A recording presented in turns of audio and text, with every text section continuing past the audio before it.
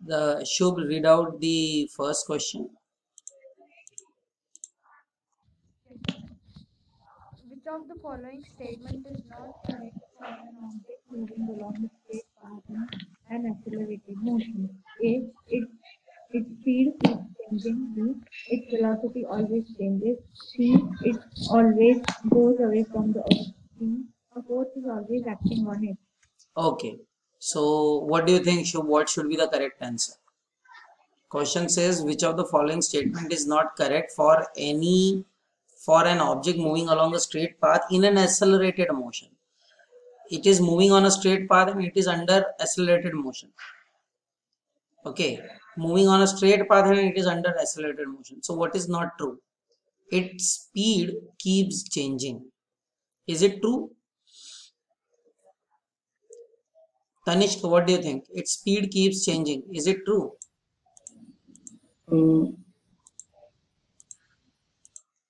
Yes, it is true.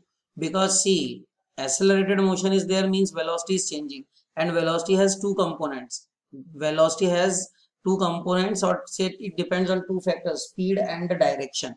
Here they have mentioned that it is moving on a straight path. So direction is not changing. Direction is not changing here. Okay, so magnitude must change, means speed must change. So its speed keeps changing is absolutely correct. Then comes its velocity always changes. Its velocity always changes is it is also correct, because if speed is changing then the velocity will change. It always goes away from the earth. It always goes away from the earth. It doesn't make sense actually, because there is nothing like this is mentioned here. A force is always acting on it is also correct, because if accelerated motion is there, force must act on it. However, it always goes away from the earth. It doesn't make sense. Okay, so I suppose this one should be the correct. It always goes away from the earth should be the correct answer, right? Because there is nowhere it is mentioned in the question. Okay, there is no, earth is not involved in this discussion actually. Which of the following statement is not correct for an object moving along a straight path in an accelerated motion? So object is okay, this we have done. According to the third law of motion, action and reaction. Okay, so Tanishk, go read out this question, and I would like to instruct each and everyone to please note down the answers of these questions. If you don't have the NCERT exemplar, even take the screenshot of the question. Okay, these all are very important questions, right? According to the third law of motion, action and reaction. A. Always act on the same body. B. Always act on different bodies in opposite directions. C. Have same magnitude and directions. D. Act on either body at normal to each other. Okay. According to the third law of motion, action and reaction always act on the same body. What do you think, Sanvi? Is it true? No, sir, they do not act on the same Very body. good. So they do not act on the same body.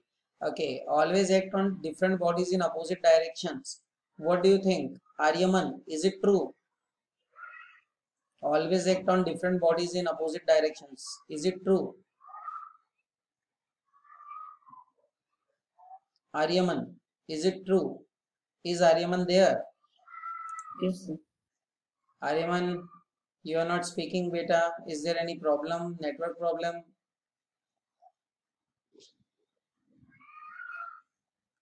Okay. So, Shaurya Kakkar, what do you think? Yes, sir. What do you think? Yes, sir means every time I will not explain the question. I have already asked the question. Now you, this is your turn to respond. हाँ? नहीं तो मेरे को पता है आपने क्या पूछा तो आप आंसर बताइए फिर जल्दी से फटाफट बी आंसर बी बताइए. पार्ट ये सही है क्या? बी पार्ट सही है क्या? yes I think yes sir. Yes, it is true. They always act on two different bodies. Absolutely correct. Have same magnitude and directions? No, they have magnitude same, but they don't have same directions. Shubh Bhagat, am I clear? They do have same magnitudes, but they don't have same directions. Act on either body at normal to each other. Ananya. Yes, Do sir. do they act on either body at normal to each other? No, sir. It is not guaranteed that they will always act normal. Okay, so correct answer is option B. All these questions are extremely important in irrespective of in which school do you read. These are very good questions. Okay, doesn't matter whether you are in Bangalore or you are there in Bangkok, it doesn't matter. Okay, all these questions are important. Then next question, who will read out the question? Shaurya, read out the question. The inertia of a body. होश में रहा करो, Inertia of an object. होश में रहा करो शौर्य. Yes. Third Oh, वाला sorry, question sorry. पढ़ना है, थर्ड पढ़ना है question. Sorry, sir. A goalkeeper in a game of football pulls his hand backwards after holding the ball shot at the goal. This enables the goalkeeper to A. extract larger force क्या from क्या the क्या ball. क्या B. क्या है, क्या लिखा है? Extract क्या होता है?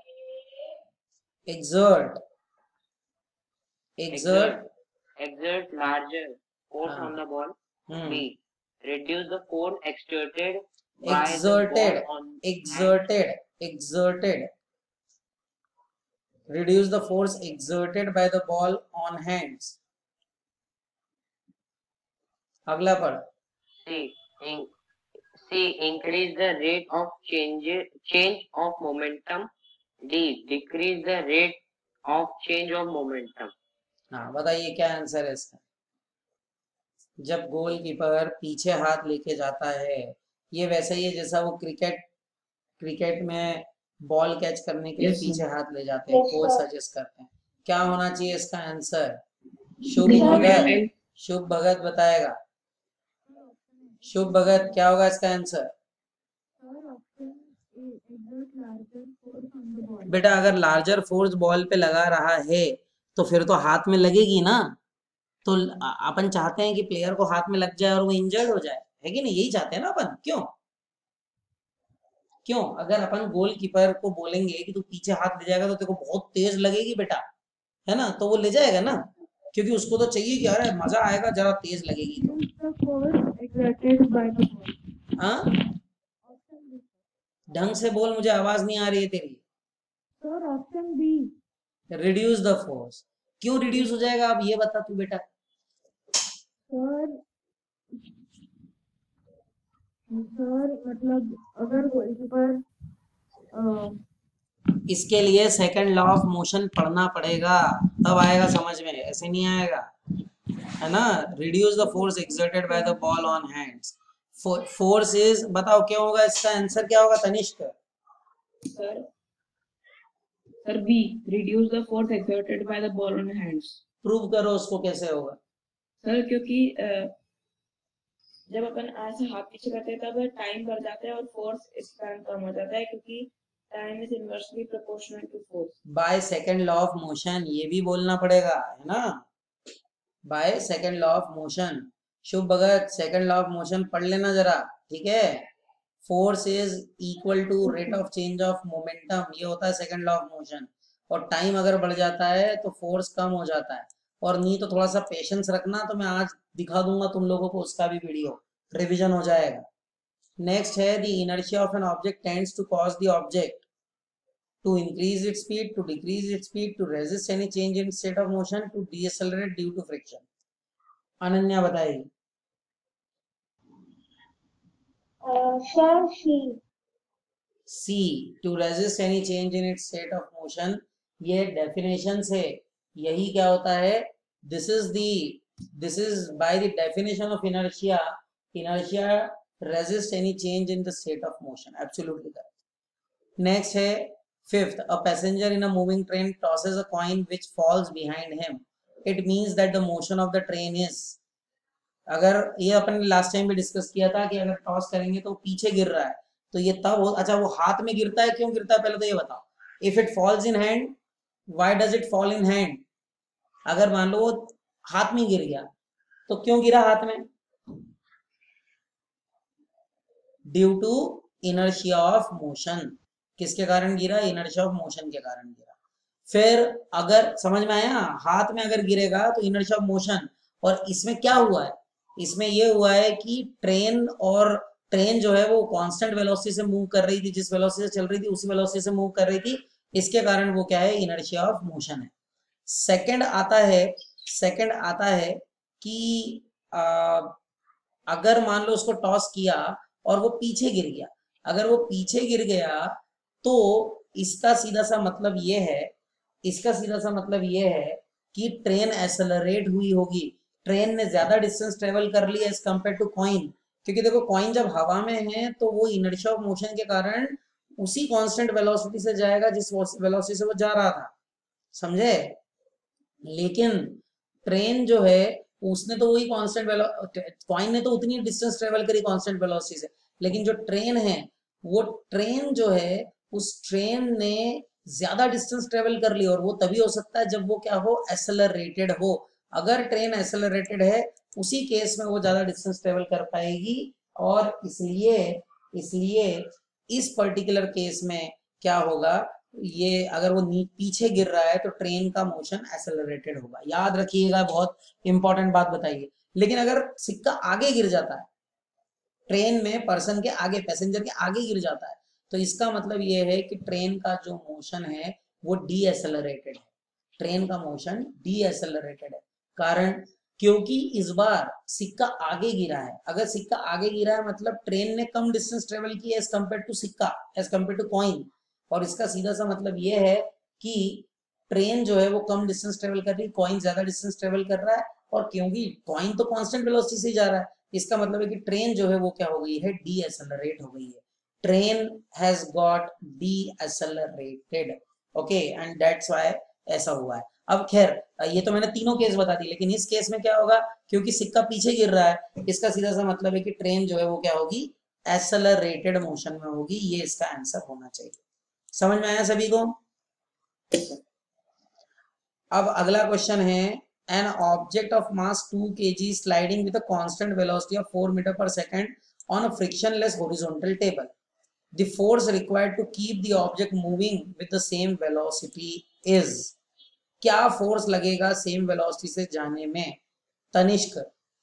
इसमें क्या होगा, इसमें ये होगा कि कांस्टेंट वेलोसिटी है, वेलोसिटी अगर कांस्टेंट होती है तो एक्सेलरेशन क्या हो जाता है, if velocity is constant then acceleration is 0, अगर वेलोसिटी कांस्टेंट है तो एक्सेलरेशन 0 हो जाएगा, और अगर एक्सेलरेशन 0 हो जाएगा तो आपको पता है फोर्स क्या होता है, फोर्स होता है मास इनटू एक्सेलरेशन, तो अगर एक्सेलरेशन 0 है तो फोर्स भी क्या हो जाएगा, फोर्स भी 0 हो जाएगा, force will also become 0, force will become 0, okay. समझ में आया, शुभ आया कि नहीं समझ में। याद रखिए फोर्स जो होता है, फोर्स जो होता है वह होता है, फोर्स जो है वह होता है rate of change of velocity, rate of change of acceleration, sorry, force जो होता है वो rate of change of momentum होता है। फॉर्मूला क्या होता है फोर्स का, m into v minus u by t, ये फॉर्मूला होता है, m into v minus u by t, ये फॉर्मूला होता है, ठीक है। What is the formula for force, formula is F is equal to m into v minus u divided by t, ये formula होता है, ठीक है। और ये फॉर्मूला जो है इससे, क्योंकि u और v क्या है, दोनों बराबर है, u is equal to v है, और क्योंकि u इक्वल्स टू v है तो इसके कारण जो फोर्स होगा वो क्या हो जाएगा, 0। प्लीज नोट कर लो, नोट कर लो, काम आ जाएगा भैया, है ना, शुभ स्पेशली कर लो नोट इसको, ठीक है। तो फोर्स क्या हो जाएगा, 0 हो जाएगा, फोर्स विल बिकम 0, क्योंकि F जो है वो क्या है, m equals to v minus u by t है वो, ठीक है। F is equal to m into v minus u divided by t, ये होता है second law of motion, this is second law of motion. और यहाँ से आपने एक और चीज लिखी थी, वो थी कि भाई u इक्वल्स टू v है क्योंकि कांस्टेंट है, velocity is not changing with time, ये कांस्टेंट है, और इसलिए ये फॉर्मूला लग गया आपका, और ये फॉर्मूला लगा के u इक्वल टू v कर दिया, और इसके कारण क्या हो जाएगा, वो जीरो हो जाएगा, force becomes zero, force is zero, F is equal to 0 newton. F किसके इक्वल हो जाएगा, F जो है वह इक्वल टू हो जाएगा 0 न्यूटन के, F is equal to 0 newton. चलिए, rocket works on the principle of conservation of, क्या होगा इसका answer, mass, energy, momentum, velocity, what is the answer, answer is momentum. Rocket और बहुत सारे एग्जांपल्स हमने देखे थे, अगर आपको याद हो तो सबका आंसर कंजर्वेशन ऑफ मोमेंटम होगा। एक्शन रिएक्शन भी होता है, मैंने आपको बताया था कि दोनों बहुत क्लोजली एसोसिएटेड हैं, है ना, तो एक्शन रिएक्शन से भी बोल सकते हैं, लेकिन अगर ऑप्शन में नहीं है तो फिर आप मोमेंटम कंजर्वेशन पर जा सकते हैं। A water tanker filled up to 2/3 of its height is moving with a uniform speed से जा रहा है, फिर सडन ब्रेक लगे तो वाटर टैंक जो रहेगा वो पीछे चला जाएगा, आगे चला जाएगा, अनअफेक्टेड रहेगा, ऊपर उठ जाएगा, क्या होगा, तो याद रखिए ये जो है राइज अपवर्ड, ऊपर की तरफ उठ जाएगा, है ना, इनफैक्ट वो आगे भी जाएगा और ऊपर भी उठेगा, है ना, आगे जाके ऊपर उठ जाएगा, ठीक है, राइज अपवर्ड होगा ये। तो rise upward, of course it will move forward and rise upward, both है, लेकिन rise upward is most appropriate.